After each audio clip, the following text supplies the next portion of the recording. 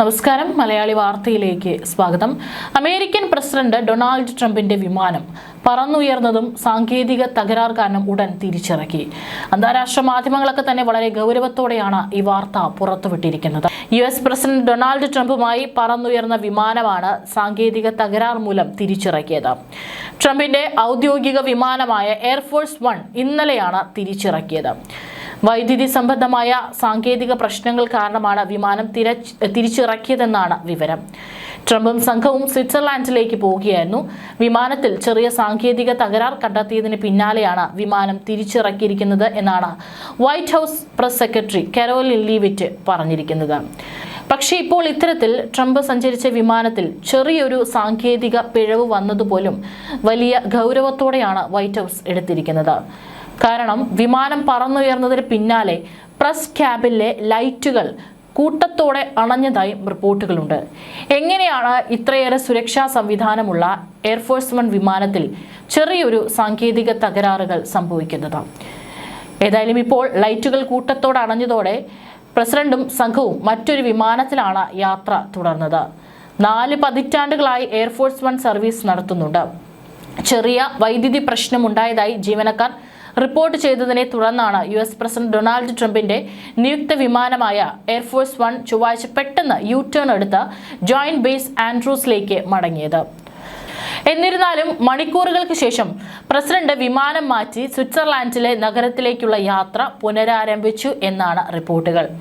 ഇതിപ്പോൾ ഇത്ര വലിയ സംഭവമാണോ എന്ന് ചോദിച്ചാൽ അതെ. ഇന്നത്തെ സാഹചര്യത്തിൽ ട്രംപിന് നേരെ ഏത് നിമിഷവും ചീറിപ്പായുന്ന വെടിയുണ്ടകൾ ജീവനെടുക്കുമെന്നുള്ള ഭയം നിഴലിക്കുന്നത് കൊണ്ട് വളരെ ഗൗരവത്തോടെയാണ് വൈറ്റ് ഹൗസ് ഇതിനെ എടുത്തിരിക്കുന്നത്.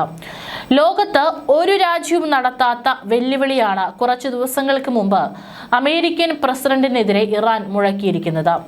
അതായത് ഇറാനെ ആക്രമിച്ചാൽ അമേരിക്കൻ പ്രസിഡന്റ് ഡൊണാൾഡ് ട്രംപിനെ തന്നെ വധിക്കുമെന്ന കൃത്യമായ മുന്നറിയിപ്പാണിത്.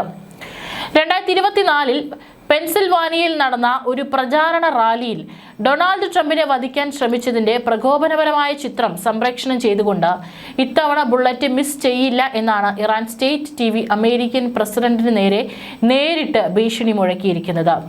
ലോകരാജ്യങ്ങളെ മാത്രമല്ല അമേരിക്കൻ ഉന്നതരെയും ഞെട്ടിച്ച പ്രകോപനമാണിത്. അതുകൊണ്ട് ട്രംപിന്റെ സുരക്ഷാ വിഭാഗം വളരെ കരുതലോടെയാണ് നീങ്ങുന്നത്. ഇറാന്റെ ഔദ്യോഗിക വാർത്താ ചാനലിൽ ദൃശ്യങ്ങൾ സഹിതമാണ് ഈ ഒരു ഭീഷണി മുഴക്കിയത്. രക്തം ചിതറുന്ന ട്രംപിന്റെ ചെവിക്ക് സമീപം സുരക്ഷാ ഏജന്റുമാർ വലയം ചെയ്തിരിക്കുന്ന ഫോട്ടോയും കൊടുത്തിട്ടുണ്ടായിരുന്നു. ഇതിനൊപ്പമാണ് ഇത്തവണയും അത് ലക്ഷ്യം തെറ്റില്ല എന്ന പേർഷ്യൻ ഭാഷയിൽ എഴുതിയ ഒരു ഭയാനകമായ മുന്നറിയിപ്പുള്ളത്. അതുകൊണ്ട് പേർഷ്യൻ പോരാളികൾ പണി തുടങ്ങിയോ? ബുള്ളറ്റ് മിസ് ചെയ്യില്ല എന്ന ഞെട്ടിക്കുന്ന സന്ദേശം ഇറാൻ ഔദ്യോഗിക TVയിൽ സംപ്രേഷണം ചെയ്തതിനു ശേഷമാണ് ഇറാനെതിരായി കഴിഞ്ഞ ദിവസം രാത്രി നടത്താൻ നിശ്ചയിച്ച ആക്രമണത്തിൽ നിന്നും താൽക്കാലികമായാണെങ്കിൽ പോലും അമേരിക്ക പിൻവാങ്ങിയിരിക്കുന്നത്. ഇറാനെതിരായ ഏതൊരു സൈനിക നടപടിയും അമേരിക്കയ്ക്കും സഖ്യകക്ഷികൾക്കും വൻ തിരിച്ചടി ഉണ്ടാക്കുമെന്ന തിരിച്ചറിവും ഈ പിന്മാറ്റത്തിന് പിന്നിലുണ്ട്. പശ്ചിമേഷ്യയിലെ ഏറ്റവും പ്രധാന സൈനിക ശക്തിയായ ഇറാനെ ആരാക്രമിച്ചാലും പ്രത്യാഘാതം ഗുരുതരമാകുമെന്ന് മുന്നറിയിപ്പ് നൽകിയ റഷ്യ അവരുടെ തന്ത്രപ്രധാന ഇന്റലിജൻസ് വിവരങ്ങൾ ഇറാന് കൈമാറി തുടങ്ങിയതും അമേരിക്കയെ ആശങ്കപ്പെടുത്തിയിട്ടുണ്ട്.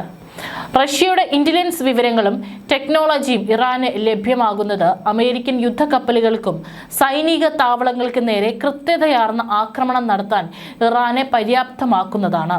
അതുകൊണ്ട് വളരെ കരുതലോടുകൂടിയാണ് ട്രംപ് മുൻപോട്ട് പോകുന്നത്.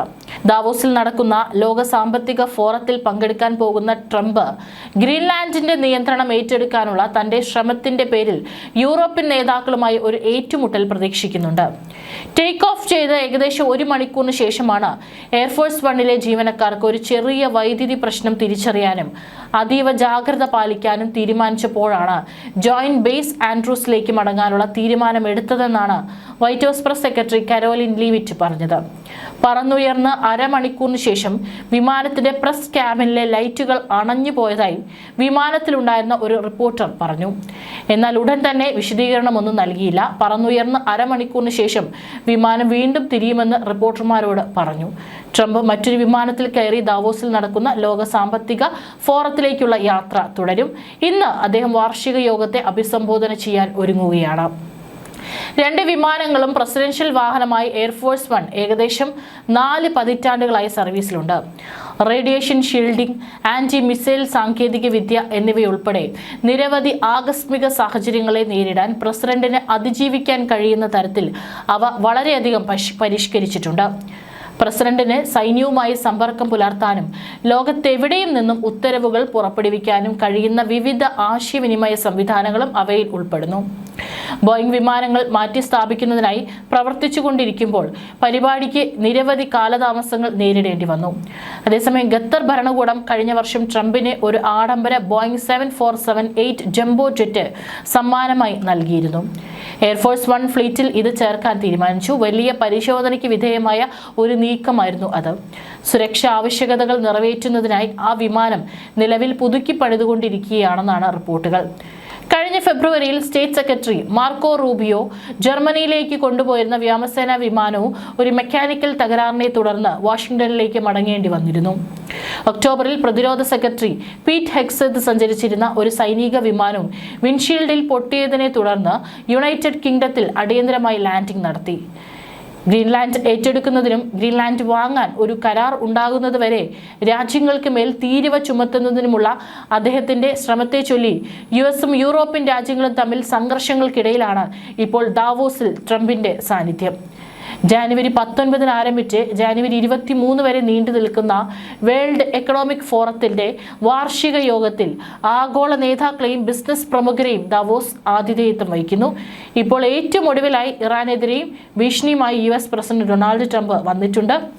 തന്നെ വധിച്ചാൽ അമേരിക്ക ഇറാനെ തുടച്ചു നീക്കുമെന്നാണ് ഡൊണാൾഡ് ട്രംപ് കഴിഞ്ഞ ദിവസം പറഞ്ഞിരിക്കുന്നത്.